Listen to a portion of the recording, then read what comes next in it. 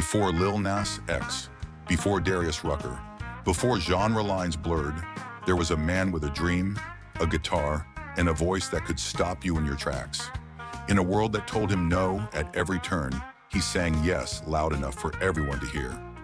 This is the incredible story of Charley Pride, the sharecropper's son who became a Grand Ole Opry member, a CMA Entertainer of the Year, and an icon who changed country music forever. But his journey wasn't easy. Racism, rejection, industry resistance.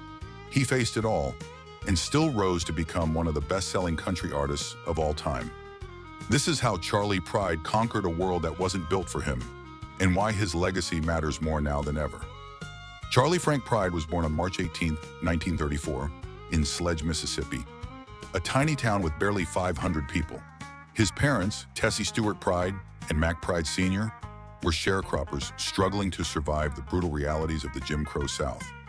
Their lives were defined by backbreaking labor, racial oppression, and the fight to put food on the table. Charley was one of 11 children. The Pride family shared everything: food, clothes, even dreams. Charley and his siblings worked alongside their parents in the cotton fields from a young age, often under the blazing Mississippi sun. Music was a comfort. His mother sang spirituals and gospel hymns while working. It was in these fields that Charley's deep love for music began to take root. But at the time, the idea of a black country star seemed more impossible than a trip to the moon. Charley's first love, however, was not music. It was baseball. As a boy, he played with makeshift balls and bats, dreaming of one day escaping the fields through sports, just like his hero, Jackie Robinson, had broken baseball's color barrier. In his late teens, Charley pursued baseball with unrelenting passion. He joined the Negro American League, playing for teams like the Memphis Red Sox and Birmingham Black Barons. Pride was a solid pitcher and outfielder, known for his strong arm and strategic mind. The world of Negro League baseball was tough.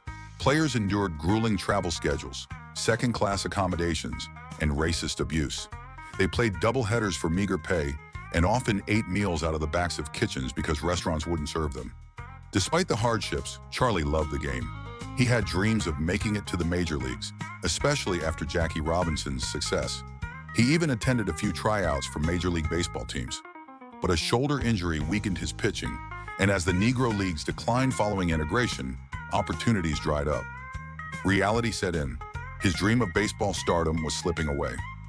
Needing to support himself, Charley took work at a smelter plant in Helena, Montana. It was hard, dirty work, but it was in Helena where destiny took an unexpected turn. In Montana, Charley continued to play baseball semi-professionally, and after games he would sing for teammates and local crowds. His powerful voice caught the attention of local musicians and radio personalities. Before long, he was performing at clubs, building a reputation not as a ball player, but as a singer. His smooth baritone was impossible to ignore. Encouraged by local fans and DJs, Charley scraped together enough money to travel to Nashville in the early 1960s. Nashville, the cradle of country music, was not a welcoming place for a black singer at the time. The city's institutions, labels, radio stations, venues, were steeped in racial segregation and rigid ideas about who could be a country artist. Charley faced rejection after rejection. Some record executives laughed him out of meetings. Others told him he should stick to gospel or R&B. But Pride refused to give up. His break came when a disc jockey named Jack Johnson believed in his talent and helped him produce demos. Johnson got those demos into the hands of Chet Atkins, one of the most influential figures in country music. Atkins was stunned by Charley's voice. It wasn't just good, it was great. The phrasing, the emotion, the authentic country sound, it was all there. Atkins signed Charley to RCA Victor in 1965. Still, the label was nervous. They sent his early singles to radio stations without promotional photos, letting the music speak first. It worked.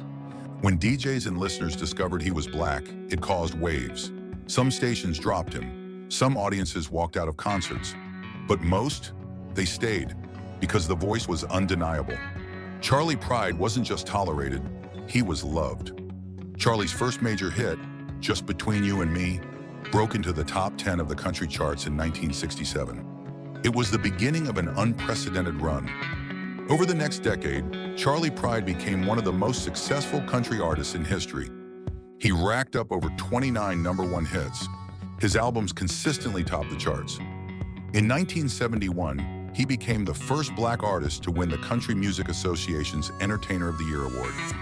That same year, he released Kiss and Angel Good Mornin, which would become his signature song and crossover into pop charts.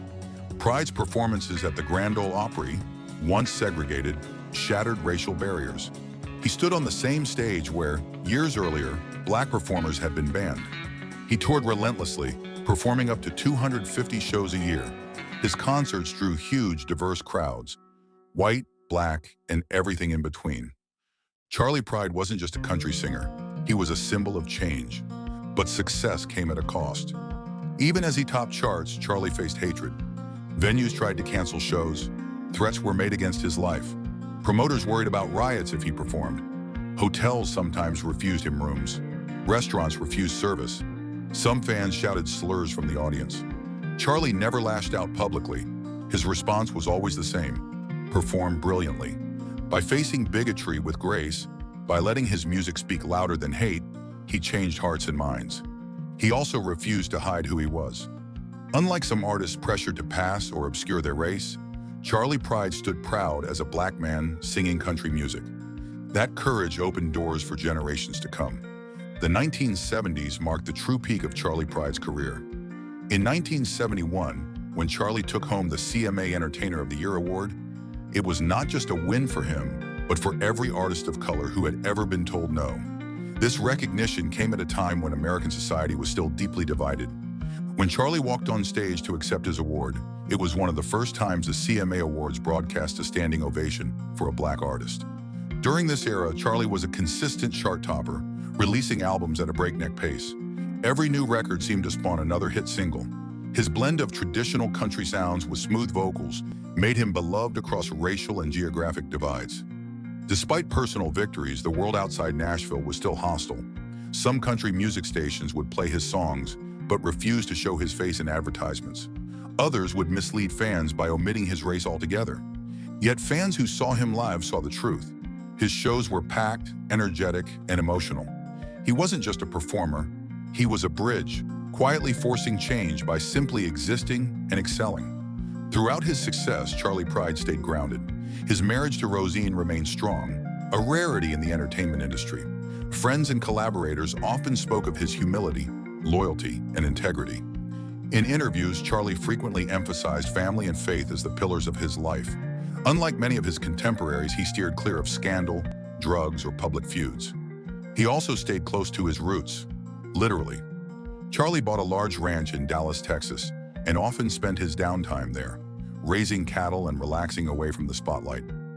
Charley once said, "You can take the boy out of the farm, but you can't take the farm out of the boy." While he embraced his fame, he never chased it. For Charley, it was always about the music and the fans. Chapter 8, the 1980s, evolving with country music. As country music evolved in the 1980s, Charley adapted. He experimented with slightly more pop-infused sounds, reflecting the trends of the era while maintaining his classic vocal style. Hits like Mountain of Love and Mississippi Cotton-Picking Delta Town kept him relevant in a changing landscape. Yet even as the industry shifted toward younger, flashier stars, Charley maintained his steady presence. His concerts remained a guaranteed sellout event, drawing fans from multiple generations. During this time, Charley also became a savvy businessman. He invested in music publishing, real estate, and minor league baseball teams, further securing his financial future. In 1981, he co-founded the Texas Rangers Baseball Club and became one of its minority owners. It was a full-circle moment, blending his love for music with his lifelong passion for baseball. In the 1990s and early 2000s, the music industry finally began to formally acknowledge Charley's groundbreaking contributions. He was inducted into the Grand Ole Opry in 1993, and in 2000, he received the Living Legend Award from the Country Music Hall of Fame. In 2008, he received a Lifetime Achievement Award from the Mississippi Arts Commission. In 2010, President Barack Obama honored Charley Pride at the White House, recognizing him as a cultural pioneer. Even as he aged, Charley kept touring, sometimes upwards of 30 shows a year, well into his 70s. Fans who attended his later concerts marveled at how strong his voice remained. Unlike many aging singers, Charley rarely missed a note. His passion for music burned as brightly as it had in the 1960s. When asked why he still toured, Charley smiled and said, "It's simple. I love to sing." Charley Pride passed away on December 12, 2020, due to complications from COVID-19.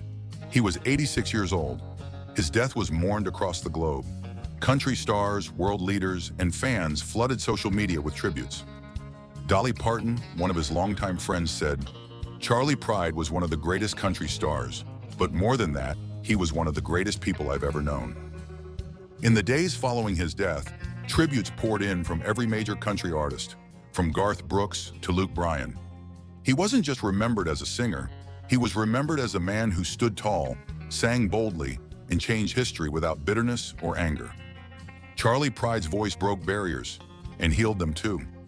Today, every time a country singer of color steps onto a stage, they do so on a foundation that Charley Pride laid brick by brick. His life proved that talent, grace, and perseverance could open doors even when the world tried to slam them shut. Charley Pride didn't just live the American dream, he expanded it forever. Thanks for watching today's video. If you liked it, don't forget to hit the thumbs up and subscribe button. Be sure to leave a comment. Who should we make new video about?